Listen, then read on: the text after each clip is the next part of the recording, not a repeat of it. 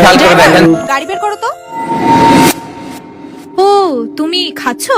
আচ্ছা ঠিক আছে, তুমি খেয়ে নাও, আমরা তারপর বের হচ্ছি। জি ম্যাডাম, আপনি 5 মিনিট অপেক্ষা করেন, আমি আপনার ডেকে নিচ্ছি। আচ্ছা ঠিক আছে।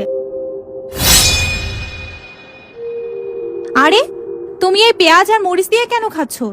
তরকারি আনোনি? না ম্যাম, আমি তো তরকারি রান্না করতেই পারি না। কোনো মতে রাইস কুকারে ভাতটা রান্না করে নিই। মাঝে মধ্যে ডিম ভাজি বা আলু ভর্তা করে নিই, আর বেশিরভাগ সময় তো ঝাল পেঁয়াজ দিয়েই খেয়ে নিই। আচ্ছা, তোমার বাড়িতে কেউ নেই যে তোমাকে একটু তরকারি রান্না করে দেবে? হ্যাঁ ম্যাম, আছে তো। মা, বাবা, ছোট বোন, ওরা সবাই গ্রামে থাকে। আর আমি লেখাপড়ার খরচ চালানোর জন্য শহরে ঘর ভাড়া নিয়ে থাকি, আর এই চাকরিটা করি। তুমি আমাকে আগে কেন বলনি যে তুমি একা থাকো? তাহলে আমি তো তোমার জন্য রান্না করে দিতে পারি। না না ম্যাম, আপনি কেন কষ্ট করতে যাবেন? আমার তো এসব খেতে খেতে এখন অভ্যাস হয়ে গেছে। এখন আর ভালো মন্দ গলা দিয়ে নামে না, সব টাকাই গ্রামে পাঠাতে হয়। ঠিক আছে, তুমি বসো, আমি তোমার জন্য তরকারি এনে দিচ্ছি। না ম্যাম, থাক, আপনার আর এত কষ্ট করতে হবে না।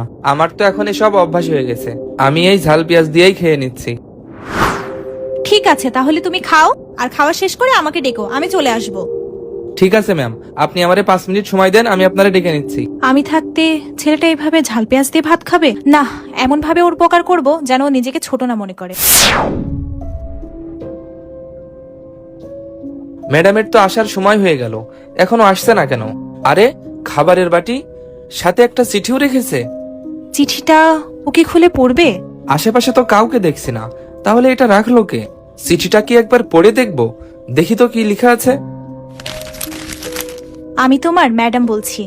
আজ থেকে আমি তোমার জন্য খাবার পাঠাবো, আর এর জন্য তুমি আমাকে নিষেধ করতে পারবে না। মনে করবে তোমার বোন তোমার জন্য খাবার পাঠিয়েছে, তাই আজ থেকে তোমার আর শুকনা ভাত খেতে হবে না। আমি এভাবে রোজ তোমার জন্য খাবার পাঠাবো। ম্যাডাম এত ভালো মনের মানুষ? আমি তো জানতাম বড় লোকেরা অনেক অহংকারী হয়। আজ ম্যাডাম তো আমার চিন্তাধারাই বদলে দিল। হে আল্লাহ, ম্যাডাম যেন সারা জীবন সুখে থাকে, আমি এই দোয়াই করি।